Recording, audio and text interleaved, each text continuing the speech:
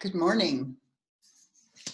Welcome to today's webinar, which is the power of asking for help. And so many of us really struggle with asking for help. And it's kind of like what adds to overwhelm when we don't ask for help. And I have kind of a problem with this myself. So I think this is really a great one for us to be able to explore and kind of look at and maybe change some lifetime habits. That would be good. So my name is Michelle Nagel, and I am called America's #1 resilience expert. I teach about trauma and how to overcome trauma and betrayal trauma in particular. Many of us think about trauma as having to be some sort of like major issue. Like we've had to have had some catastrophic accident, or we've had to be beaten, or things like that. But trauma is anything that makes you feel unsafe in your world and has changed your perspective of the world. So what does that have to do with learning how to ask for help? It actually has quite a lot to do with it, because if we've been in a position where trauma has been our experience, it makes it really difficult to trust other people. And if you don't trust them, it makes it really difficult to be vulnerable enough to ask for help. So I'm going to start the video, and let me see. Technology, just love it. I'm going to share my screen with you. And then we're going to open up the PowerPoint and start from there. Here we go. And I'm also going to get rid of my picture in the corner because it's a little distracting to you. So get rid of, no, don't want, yes, that's what I do want to do. Okay, so here we are. Whoops, how did I come back on again? Okay, there we are. Okay, so the power in asking for help. When you have the opportunity to ask for help, do you hesitate to take it? And if you do, take a moment to ask yourself, why? Why is it so hard for you to ask for help? Is it because you don't want to be seen as weak or unable to complete that task? Is it because you're a perfectionist and you're afraid you may not get it done right? Or is it that you feel shame? If you ask somebody else for help, that means there's something wrong with you. Whatever your reason is, it's likely that it has to do with fearing what happens when you let go of control. Well, that's a new way to look at it. Most of us don't kind of think of it like that. It's like the letting go of control. We want to be in control, especially if you had any kind of trauma in your life. You want to be in control of your environment, of everything around you. And asking for help is having to surrender a portion of that control. So today my goal is to share with you that it's okay to let go of control, because in the end, you'll be a lot happier for having done so. So for many people, the idea of letting go of control is perceived as of and equated to not being capable. This is a generalized belief due to the culture we live in, where we're socialized to believe that we must be independent and we must pull ourselves up by our own bootstraps, and we must not be dependent on other people. So in reality, not only is it actually beneficial for us to reach out to other people and ask for help, but doing that can release you from that trap of a belief that you have to be okay or you have to be capable all the time. So repeat after me. It's okay to not be okay. About the time we hit puberty and start gaining a bit more independence, we suddenly start thinking that we know everything. We've got the hang of this life thing and we get it. We don't need to ask for help anymore, because that's what a child does. A child asks for help, and we're not going to, because we're all grown up now.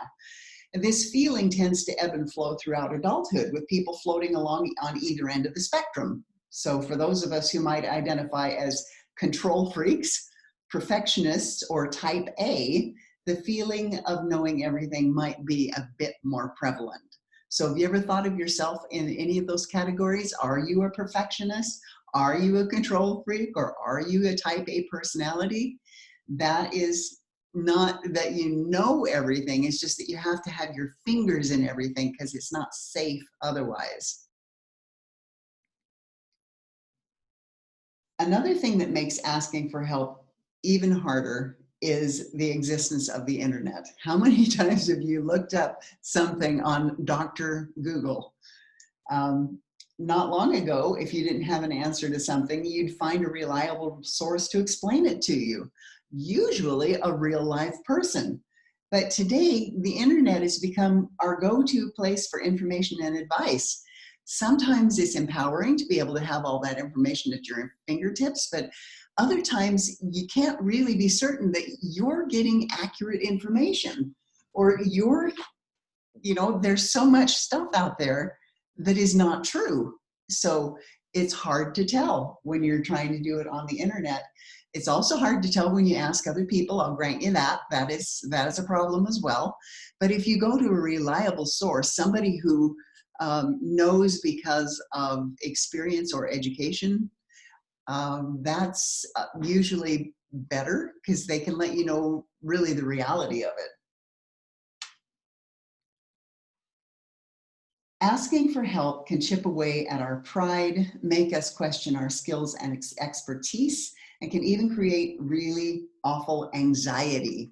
But it doesn't have to make us appear weak. By asking for help, we create better results. So before we get into why asking for help creates better results, let's take a second to touch on what happens when we continue to try doing it all on our own.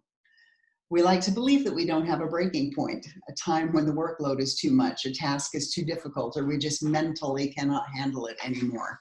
But we do. Not asking for help increases your frustration and stress levels, which makes you overwhelmed, indecisive, and slows your progress overall. At this point, not only is your time wasted, but the stress you've been feeling has taken a toll on your physical and mental health. You're not sleeping well, you're not eating well, and you're drinking too much of things that you probably shouldn't be. Stress hormones are going crazy inside your body, and as a result, you're forced to come to a complete halt. So is it worth it?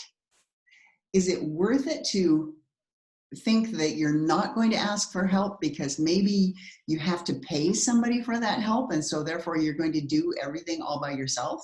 It's just like when I first started my business, I was going to do everything myself because it was cheaper that way. So I was going to do my own website. I was going to do my own marketing. I was going to do my own graphics. I was going to do everything. I have the capacity to do all those things because I know how to do them, but I don't have the mental energy or the time to be able to do them. So if I were to take something on, a task on by myself, what is my spending the time on that task myself keeping me from doing? So I discovered that by doing all the marketing and doing all the websites and doing all that stuff all by myself, it would take up all my time, and I didn't have any time to teach, which is who I am. That's what I do. I'm a teacher. And all of those other things would kept me from doing what comes naturally to me and what I'm really, really good at. But the reason I didn't do it in the beginning was because I didn't want to have to pay anybody for it. So that was one of my consequences, and it really kind of totally burned me out. So if you're still worried that asking for help will make you seem weak, consider this. When you put your pride aside to ask for help, you're putting yourself first. You're demonstrating that it's in your best interest to have somebody else come in and take the load off your back.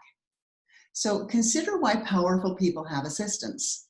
They know that they can't do everything on their own. In fact, they pride themselves on having a staff or a team to help them take care of the things that they aren't able to do.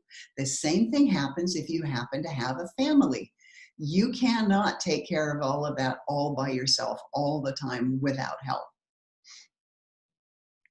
So besides taking the pressure off yourself, Asking for help helps you gain perspective.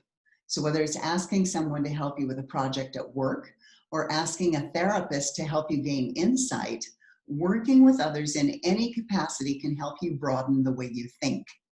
When you're stuck in a rut, it can be really hard to break out and see an obvious solution. When you ask for help, all of that changes. So here's an example that I love to share. A client goes into their therapist session saying that they're so depressed they don't have any energy to wash the dishes. For weeks, they've been in a spiral of feeling guilty, ashamed, and depressed, more and more depressed, every time they dirty a dish, then don't have the ability to wash it. They can't seem to think of a solution to this problem. The therapist hears this and simply says, okay, so get some paper plates. The client had never even considered this solution because they were so worn down in their cycle of shame, but this small change helped them focus their energy somewhere else besides on the dishes and get out of their rut. We have a tendency to see things from the exact same lens. And when somebody else comes and looks at it from the side, maybe a different perspective, they can see things that we couldn't see even though they were standing right in front of our face. Sometimes the answer is fairly simple. So perhaps the most effective way I have found to prove that asking for help is positive is to show the practicality of it. You have two tasks that nobody else can do except for you. And you have half a dozen other tasks that could be outsourced. These tasks could range from organizing a spreadsheet in the office to cleaning a bathroom or making dinner. When you ask for help, whether from a coworker, a house cleaner, a restaurant, or somebody else who lives in your house, you'll be able to get your important tasks done and still get everything else done in time. You won't keep anyone waiting, and you'll maintain your sanity throughout the day. And here's another perspective that you may not have considered. Asking for help is a way to show people that you trust their ideas, feel competent in their skills, and appreciate their advice. Even your kids can give you some really amazing advice. By asking for help, you have the power to show people around you that you value their talent and skills, which will help you build connections, community, and social currency. If you're unsure where to start, just begin by asking for their ideas and their opinions. One metaphor that I like to use is that of the wax and the flame. Every day you do things that can be considered your wax: taking out the trash, washing dishes, answering emails, making dinner, driving to work. All of these tasks are things that you have to do, but probably don't enjoy. Hopefully, each day you're also able to do some things that are in your flame, like giving a presentation, offering advice to others, taking your dog for a walk, or coordinating an event. Everyone has a different list of skills and tasks that make up their wax and flame. So let's take a workplace example. While one person might detest making spreadsheets, another person might find it fun. When you ask for help, you're able to find people whose flame can replace your wax, which makes the whole project better. I do not know how to create great parties. I'm not an event planner, but there are other people that I know that are really, really good at that. So if it comes to an event, I love to have somebody else plan it and then give me a task and let me do my task. And then that gets everything done the way that I want to do. And so this is kind of like that wax and the flame thing. My flame is not creating the parties. My flame is doing the work necessary to get the party done. So that's an area where I'm quite happy to delegate and let somebody else take care of it, give me a task, let me help to make the event come to pass. I'm really happy about that.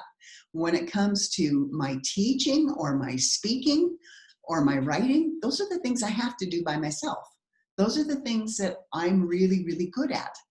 And it took me a long time to get to the point where I had the courage, or maybe it's maybe less pride, I guess, where I was able to get my pride under control so that I could start asking for help so I can do the things that I'm best at. So what are you best at? Maybe you are the person who can scrub the toilets best in your family, but I kind of suspect that's not really true. So find what you are really good at and feel free to delegate those other things. How many times when I was raising my children, they would do a task and then I would go back after them and like do it right. I finally figured out that that was taking up too much of my time because my time was spent supervising them and then fixing what my perfectionism thought they hadn't done well enough. So if you're able to get a handle on that and figure it out and just figure, you know, it's not a matter of life and death as whether or not they get all of the toothpaste off of the sink. It's not a matter of life and death. And if you can let them do the best that they can do and not worry about cleaning up after them, then that'll save you some time. The desire to repay help appears to be hardwired in human species. And this reciprocity is so powerful that you can generally assume that you will be helped when you help other people. Therefore, when you do ask for help, don't be surprised if and when that person comes back to you asking for help also, especially in a work setting. Now, if you've got somebody who comes to you all the time and is always asking you to do things, but they won't let you do anything for them, then maybe you've got a different issue going on. But usually we do want to help other people. It's hardwired in us because we are social animals, that we want to cooperate in a communal setting. So when we do something kind for somebody, we usually expect that they probably will do something kind back. And 9 times out of 10, they do. So the norm of reciprocity yields a psychological benefit for those reaching out. It's much easier to reconcile asking for help when you yourself have been helpful. So if you haven't already, build a reputation as somebody who helps others, and then others will want to help you. We like to hang out with kind and giving people. But remember this, the effects of this reputation are short-lived, because you have to continually prove to those around you that you're willing to help on a regular basis. So you can't rely on one good deed that you did months ago. It needs to be a continuing kind of a thing. And when we get in the habit of just being kind and providing service to other people, it does come around to us. When asking for help, it might make sense in your mind that you're trying to show that you value the other person's opinion or skill set. But you have to be sure that your words are conveying that as well. So when asking for help, be humble and try to pay a compliment. So for example, I know that you've got your own list of tasks today, but you're so much better at Excel than I am. Would you mind taking a look at this document when you get a chance and making sure that everything looks okay? Now that may feel really, really uncomfortable in a work setting because maybe it's not, it's supposed to be your job. You're supposed to be the Excel expert. But there's always something that we can learn from somebody else. Never make the assumption that somebody doesn't know something. Another important factor in asking for help is to know what you're asking for.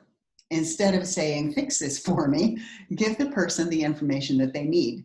And one way to do this is by framing your request in a SMART format. SMART stands for specific, measurable, achievable, relevant, and timely. Those are what we call goals, SMART goals. So here's an example. So while you're out, could you please pick up my jacket from the dry cleaners by 3 o'clock? It's at Enviro Cleaners on 15 Maple Street.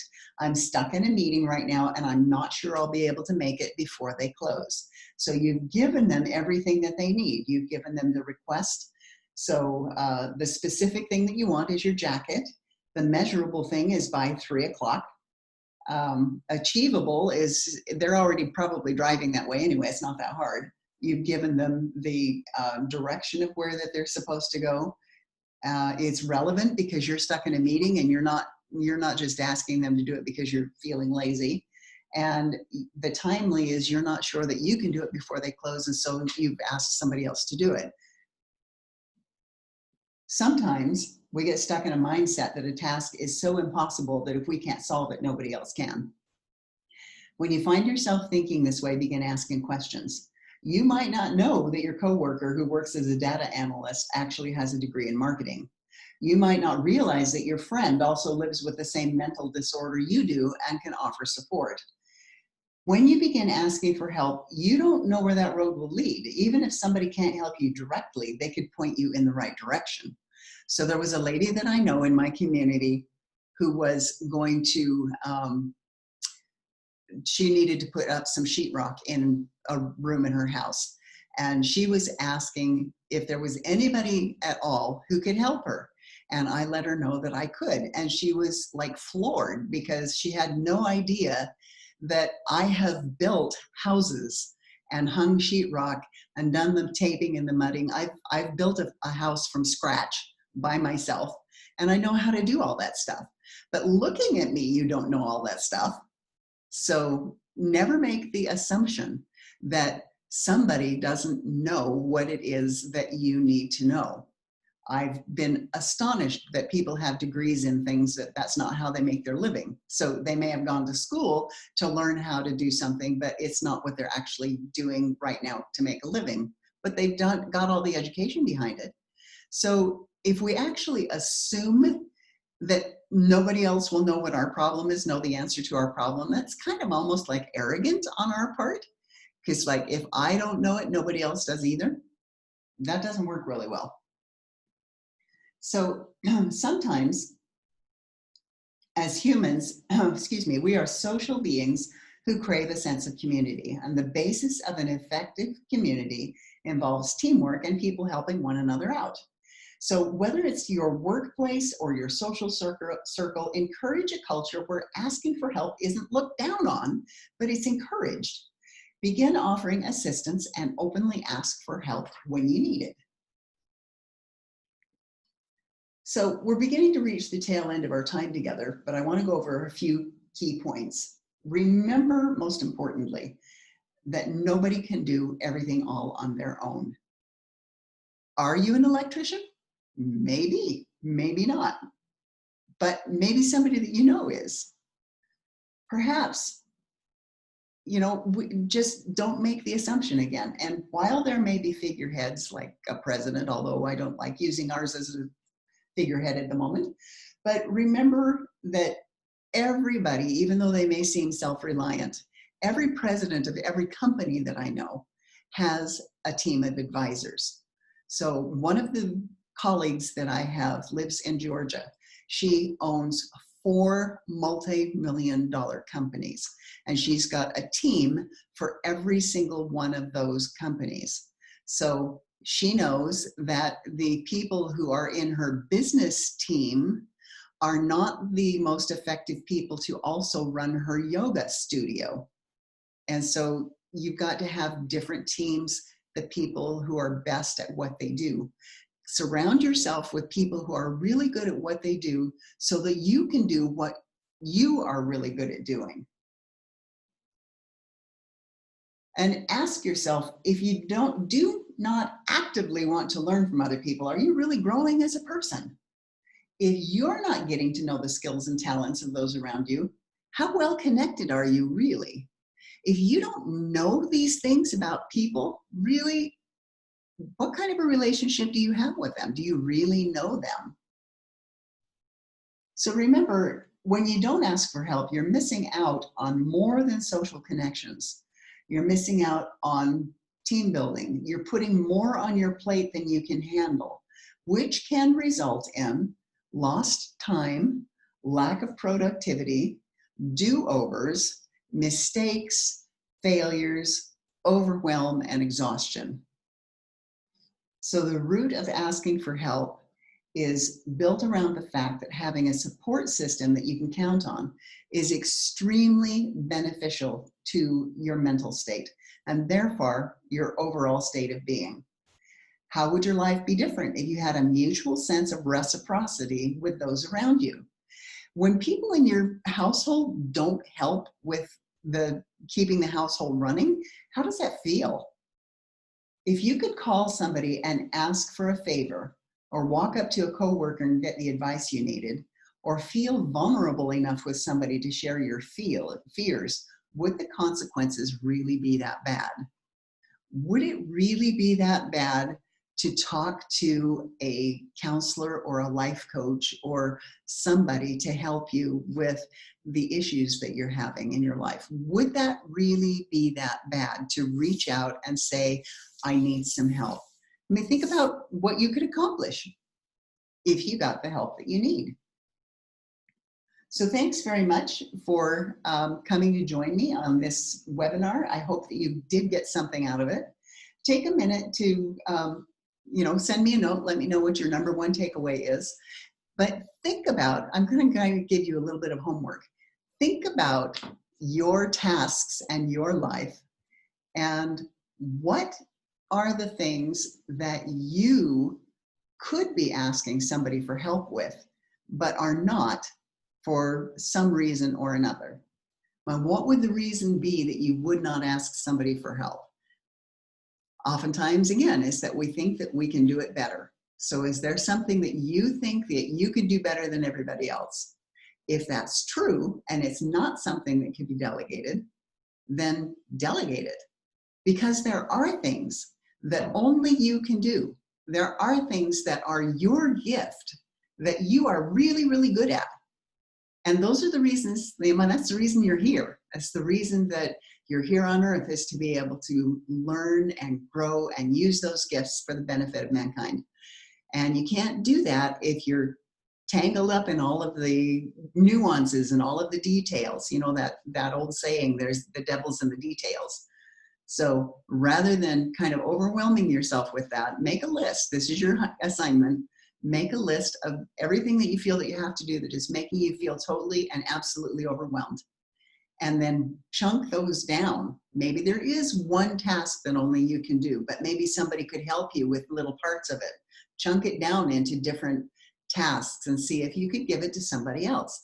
Sometimes it's that you can ask somebody else to clean the bathroom. You can ask somebody else to go pick up the groceries.